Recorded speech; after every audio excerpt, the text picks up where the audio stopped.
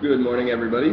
I am coming to you on Monday morning, and if you can't tell by the new richness of my voice, I'm sick. Who gets sick in the summer? I have a chest cold, can't breathe right. So nevertheless, here we are.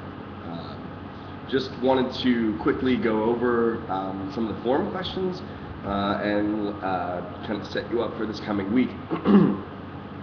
First of all, I have to say that I was really impressed with all of your work on the forums, those of you that posted, not only responding to each other's posts, but also your posts to my questions. I thought they were really, really excellent. I'm not just saying that, they were really good. And I want to kind of pay reference to that. So this is the video where we're going to talk about the forum a little bit. I'm going to do a video that kind of introduces the topic for the week. I think that's where we'll be for now. As far as the forum question, I asked you to tell me what was similar, what could we say was the same about the statements, John Wilkes Booth assassinated Abraham Lincoln, the atomic number for helium is 2, my friend likes me, there's a computer sitting in front of me. And I think a lot of you thought of these as pretty simple questions until you tried to put them all together, right? Well, how do I know that John Wilkes Booth assassinated Abraham Lincoln? Well, when you think about it, you say, well, I know that because, there's historical evidence, there's historians that say so, the history books say so, people witnessed it. So the first question that raises is, do I have to experience the knowledge myself in order to have it be valid? So, for example, my friend comes in and says, "Hey, I just saw your car get hit, interestingly enough, right after it got hit, it got stolen. So you can't see whether what I'm saying is true or not, but you have to trust me." So the question here is, do I trust my friend? Is there any reason that he deceives me? He would want to deceive me. We have to ask the question about, whether without evidence that I should be able to believe him. I think it was Anton that brought that up. It's like that most of those forms of knowledge that I mentioned, both the helium and the Abraham Lincoln situation, are both cases in which we have to trust somebody else's judgment.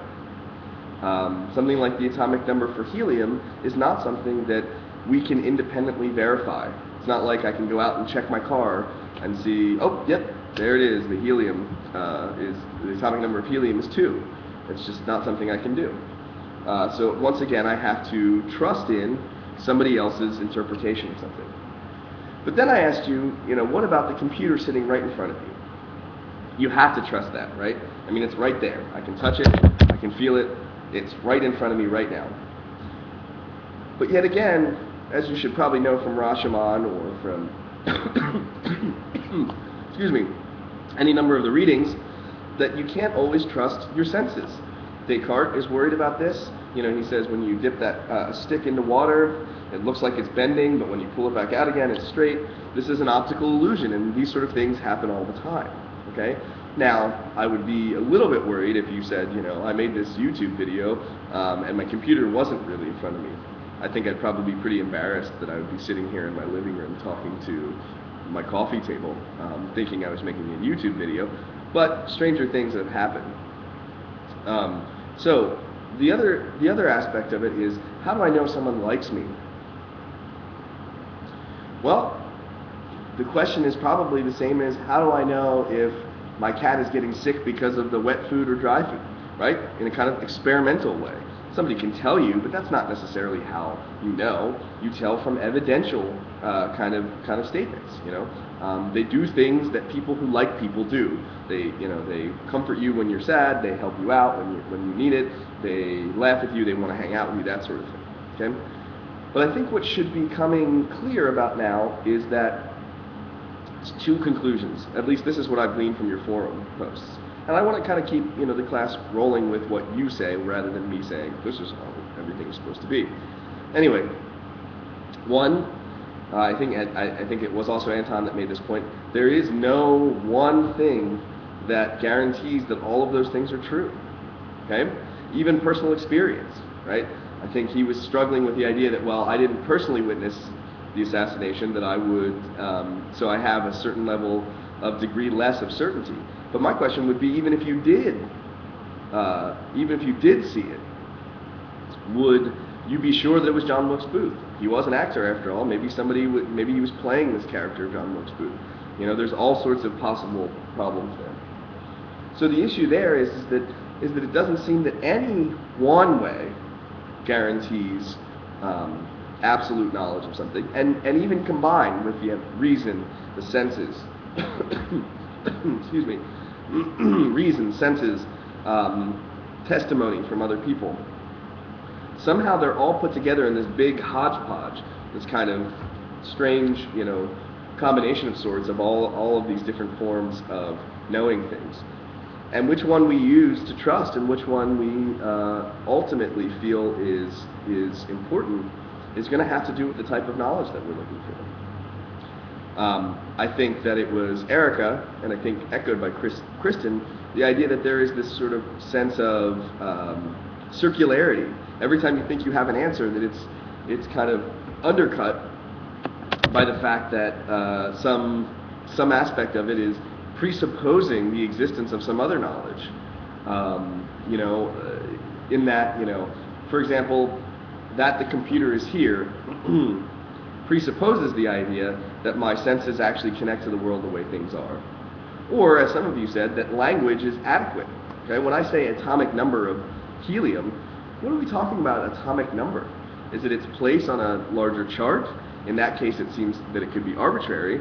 Or are we talking about something very specific about how the world actually is? And in that case, it becomes a linguistic thing. I think some of you brought up the fact that language is difficult. Furthermore, I think that Ken brought up a good point when he said something along the lines of, well, I don't know that I know anything. You know, which is a very important distinction, because I think the claim that I can't know anything about the world, or I don't know anything about the world, is in essence a knowledge claim. Think about it. If I say there is no God, I'm making a claim about how the world really is. Okay? So if I say I can't know anything about the world, I'm saying something about, sorry, I keep the thing. I'm saying something about how I think the world is and how I think I relate to it in a positive, straightforward way. So Ken's assertion that, you know, I don't know if I can know, is itself kind of eludes that trap a little bit, because what he's saying is that I don't know. I can't even say if the world's knowable. Finally, I think Kristen and Ken brought us to the point that how we act on things is going to be important, and that's something that we're going to emphasize going forward. We may not have full certainty. We never maybe have full certainty, and yet we live in a practical world in which we have to act. If a bus is coming at me on the street, and I say, well, my senses might be deceiving me, that's probably not a bus, that's probably a pillow coming to let me lay on it, right? I don't know, I'm sick, this is what I come up with. It's probably going to end badly for me if my practical action is based on something like the idea that my senses are always deceiving me. In other words, you have to have some basis of knowledge, some presupposition, in order to have some awareness of the world around you. That doesn't violate Ken's point that I don't know I know, right? For example, I can still be uncertain about these kind of things, but how I act on them does matter, right? If I act on the idea that my best friend cares about me or loves me, then I will trust them with certain things, even though I can't ever know for sure. I can't be inside their head. I can't, know in the classic absolute certain sense. Once again, the forum was excellent, I thought. And what I really hoped that question would do was spur you thinking and get you really into the idea that these big philosophical questions are very, very, very, very tricky. Again, I think it was Anton that said, at first I was like, well, how do I know? I know, of course, I see things, I do things, I hear things, I use my reason, but then all of a sudden it becomes problematized as soon as you actually try to articulate what it is. So, very excellent. I think that, this is going really, really well so far. So, excellent job. Thanks a lot. I'll be back in a second.